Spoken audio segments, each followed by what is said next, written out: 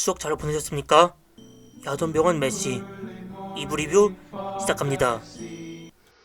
저번 리뷰에서 호크아이, 듀크, 존 맥킨타이어 3명을 보내버리려다가 눈이 맞은 프랭크와 마가렛, 정신없이 야스를 하던 그 순간 몰래 보던 병사는 한국군이라면 듣도 보도 못할 짓을 하는데 그 후 시작된 야스 라이브, 이것이 바로 치킨 원조입니다. All right. Get in the mix. Okay. 간만에 인간의 3대 욕구 중 하나를 충실히 풀고 있는 장병들. Hot lips? We have got to share this with the rest of this camp. Dr. Frank Burns is doing a bit of dilatation and curettage.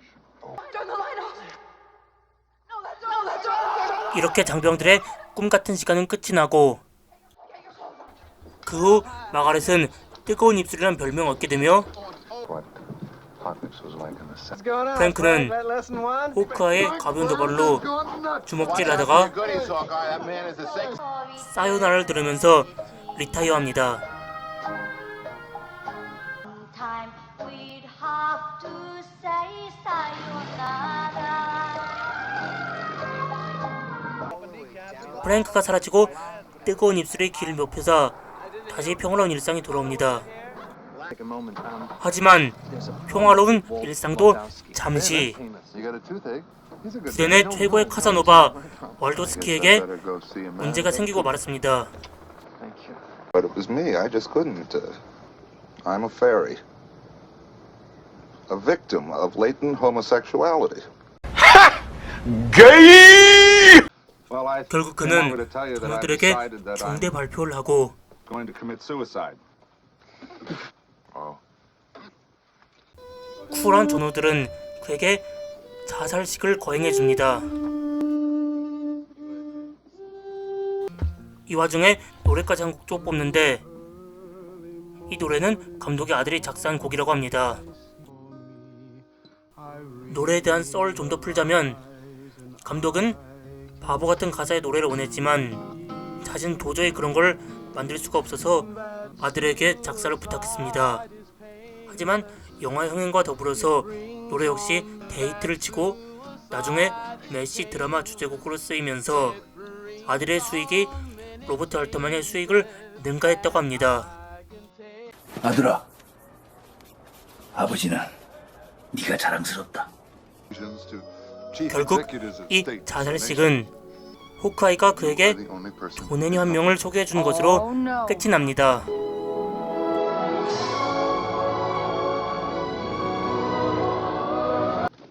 How's she going? 그렇게 소중한 한 생명을 구하고 부대원들에게 서비스도 제공하는 호크아이 삼총사. 이래서 여자가 군대 오면 안 된다는 옛말이 있는 겁니다. What do you want me to do? Put them over the impede. I'm gonna resign my commission. God damn it, Hot Lips, resign your goddamn commission. Proceed to conclude 이들의 the plan 유명세는 immediately. 타 부대에도 전해지게 되고 결국 그들은 일본까지 가서 금수저 병사를 치료하게 됩니다. 얼른 수술을 끝내고 놀 생각으로 바쁜 호크아이 일행들. 하지만 이곳에서도 텃세가 있었고 Near a patient until Colonel Merrill says it's okay. 사이다 발언으로 기선제압에 성공한 호크아이 일행들. 금수저의 수술이 생각보다 간단했는지 농담을 하며 집도하던 중 성진국 일본이 접대를 받을 기회가 생깁니다. 에이브의 나라에서 신나게 놀 생각에 부푼 호크아이. 그러다가 딱한 사정을 듣게 되고 그들은 노는 걸 미루고 의사로서 일을 시작합니다. 아기를 응급실에 데려온 호크아이 일행들. 하지만 세상 어디에나 꼰대가 있다는 꼰대 보존 법칙을 따르듯 일본에서 등장한 꼰대 상관. 심지어 이 꼰대는 아동학대와 인종차별은 보너스로 지냈습니다. 이 꼰대에게 참교육을 행하는 호크아이 일당.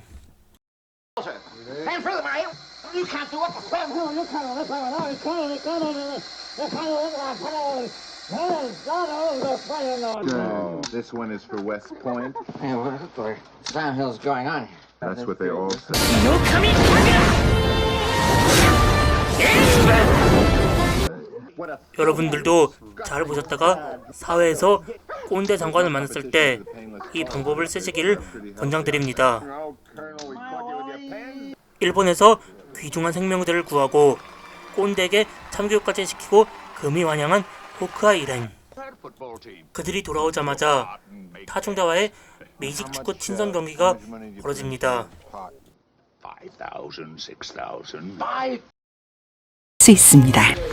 군대에서 설원 위에 축구해본 사람들은 알겠지만 분데스리가 이런 시합에서 룰은 중요치 않습니다. 특히 돈이 걸렸다면 천원의 더욱더. 추위로 순식간에 빙판으로 변신한 연병장. 전반전에서 실컷 얻어맞은 매쉬팀. 결국 그들은 룰 브레이커를 적용하는데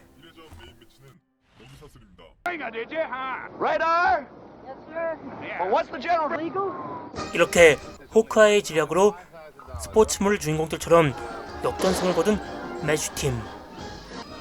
승리의 샴페인을 터뜨립니다. 하지만 이러한 기쁨도 잠시. 호크아이와 듀크는 제대할 때가 오고 Orders, we can go home. Them on, get out of here. 부대원들에게 배웅을 받으면서 제대하는 그날까지 그들다운 방식으로 군대를 떠나며 영화는 끝이 납니다. 이렇듯 이 영화는 중심 서사 위주가 아닌 시트콤 극장판처럼 여러 에피소드를 연결해서 만들어진 영화인데 각각 섹시 코미디, 풍자, 블랙 코미디, 스포츠물 등등을 군대라는 조직 안에 넣어서 보여준 명작입니다. 예, 이 영화는 확실히 명작입니다. Good for you. Fuck it. We'll make a call. 우선 다른 감독들은 평생 수상하기 힘들다는 칸 영화제 황금 동례상을 수상했다는 것에서 작품성 논쟁은 끝난 것이나 다름없습니다. 그래요. 여러분들은 지금껏 이 영화를 보고 어떠셨나요? 많이 웃었나요? 재미있었나요? 이것이 바로 이 영화가 지닌 노림수입니다. 1부에서 저는 이 영화를 DP와 비교했습니다. 이 영화에서 꼰대 장사들은 어떻게든 자기 마음에 들지 않는 사병을 보내버리려고 하며 여군의 취급은 가혹하고 Damn it, Hot Lips, resign your goddamn commission. 군인들은 상부에 도움 없이 자신들의 지혜만으로 이들을 상대해야 합니다. 자, 어디가 딱 떠오르지 않나요?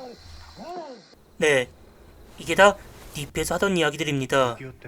이 현시창스러운 드라마와 제가 소개한 코미디 모두 군대란 조직의 특수성과 더불어 그 부조리에 대해서 다루었습니다. 그럼에도 불구하고 이 두 개가 다르게 느껴진다면 그것은 장르의 차이 때문입니다. DP는 액션물 형식을 띠긴 하지만 기본적으로 리얼리즘 계통의 드라마이며 매시는 코미디입니다. 그렇게 전자는 이런 부조리를 관객들의 눈앞에 들이대며 봐! 이게 얼마나 심각한지 라고 말하며 후자는 어때요? 엄청 웃기죠? 근데 잘 생각해보면 그냥 웃기기만 한 건 아닐걸요? 라고 말하는 것이나 다름없습니다.